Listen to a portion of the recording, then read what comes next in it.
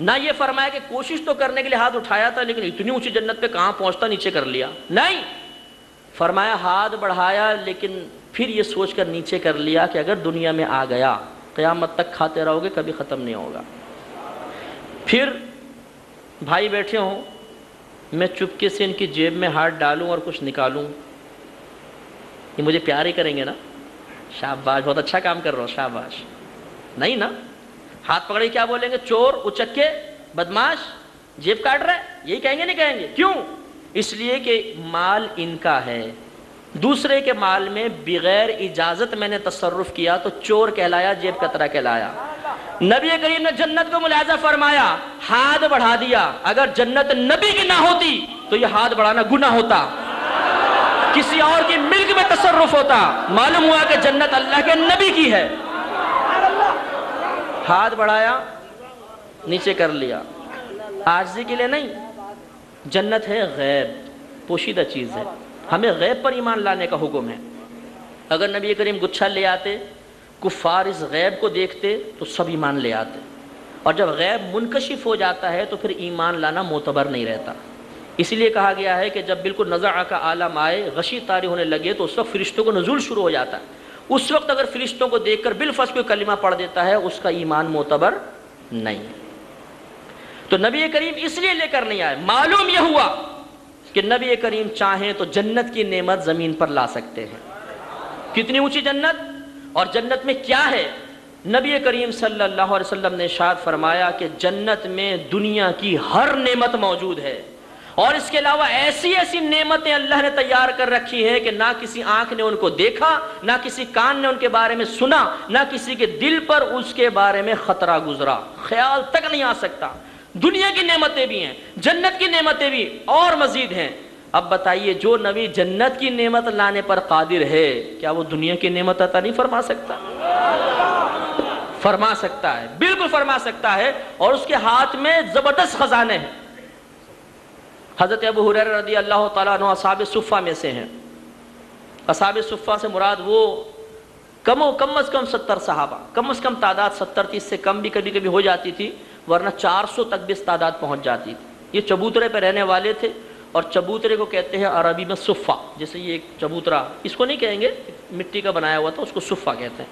اصحاب مانے والے، صفہ والے، ان چبوترے والے، کم از کم 70 صحابہ ہوتے تھے، اور ان کا کام تھا 24 گھنٹے 24 آور سرکار کی خدمت میں حاضر ہو کر اکتساب علم کرنا۔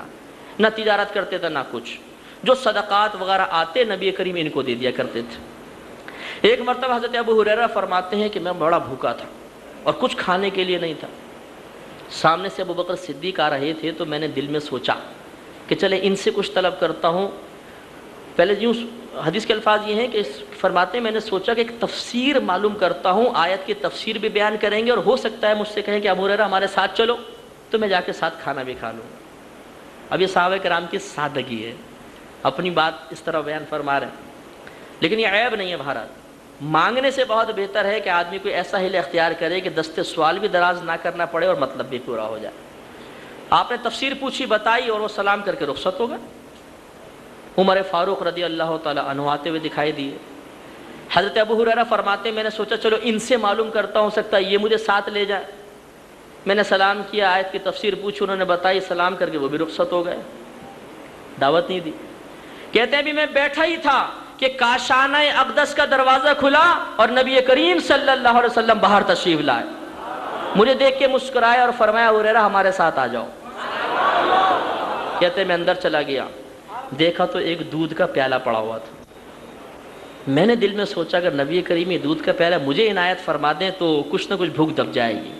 پھر کہتے ہیں مان یہ خیال آیا کہ اگر میرے نبی کریم صلی اللہ علیہ وسلم نے فرما دیا کہ ابو ہریرہ تمام اصحاب صفہ کو بلا کر لے آؤ تو کیا ہوگا؟ وہ تو 70 صحابہ ہے کہ گھونٹ بھی پیئیں گے تو پیالے میں کچھ بھی نہیں بچے گا۔ کہتے ہیں جیسی میں نے سوچا نبی کریم میرے دل کے خطرے پر مطلع ہو گئے، مسکرائے اور فرمایا ابو ہریرہ جاؤ تمام اصحاب صفہ کو بلا کر لے آؤ۔ کہتے ہیں 70 صحابوں کو لایا، پورا حجرہ بھر گیا۔ سرکار نے حضرت ابو ہریرہ سے فرمایا ابو ہریرہ پلاؤ۔ پلانے والے کو ساقی کہتے ہیں، اور یہ ادب ہوتا ہے کہ ساقی سب سے آخر میں پیتا ہے، تو انہیں کو فرمایا پلاؤ۔ کہتے ہیں کہ اب تو میں نے سوچا اب تو میری میرے حصے میں کچھ بھی نہیں آئے گا. پلانا شروع کیا. کہتے ہیں خدا کی قسم 69 صحابہ کرام نے پیٹ بھر کر دودھ کا پیالہ پیا, ایک قطرہ بھی اس میں سے کم نہیں ہوا, حتیٰ کہ میری باری آ گئی. نبی کریم صلی اللہ علیہ وسلم نے فرمایا ابو ہریرہ پیو. کہتے ہیں میں نے پیٹ بھر کر پیا. پیالہ ہٹایا, سرکار نے فرمایا اور پیو. میں نے اور پیا. فرمایا اور پیو. میں نے کہا یا رسول اللہ اب تو نہیں پیا جاتا. تو سرکار نے اس پیالے کو لیا اور آپ نے نوش فرما کر ختم فرما دیا. یہ دنیاوی نعمت ہے, نبی کریم عطا فرما رہے. وَلَلْآخِرَةُ خَيْرٌ لَكَ مِنَ الْأُولَىٰ. 1500 سال پہلے جس نبی نے یہ دودھ کے دریا بہا دیے, آج وہ کس قدر فیض و برکات عطا فرما سکتا ہے. اعلیٰ حضرت امام اہل سنت رحمۃ اللہ علیہ اسی واقعے کو نقل کرتے ہوئے شعر کی شکل میں ارشاد فرماتے ہیں, کیوں جناب ابو ہریرہ کیسا تھا وہ جام شیر. جام کہتے ہیں پیالے کو, شیر کہتے ہیں دودھ کو. کیوں جناب ابو ہریرہ کیسا تھا وہ جام شیر جس سے 70 صاحبوں کا دودھ سے منہ پھر گیا. یہ محاورہ ہے, منہ پھر جانا. طبیعت سیر ہو جانے کو کہتے ہیں منہ پھر گیا. 3-4 چمچے شہد پیے, طبیعت سیر ہو گئی, تو میں کہوں گا یار شہد سے تو منہ پھر گیا. کیوں جناب ابو ہریرہ کیسا تھا وہ جام شیر جس سے 70 صاحبوں کا دودھ سے منہ پھر گیا. ہر ایک نے پیٹ بھر کر پیا, طبیعت سیر ہو گئی. ایسا نبی کریم نے عطا فرمایا.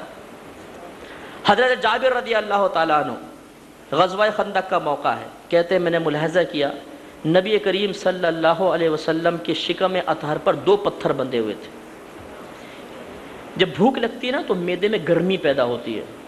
اس حدت کو کم کرنے کے لیے نبی کریم ٹھنڈا پتھر باندھتے تھے. اس پتھر کی ٹھنڈک کی وجہ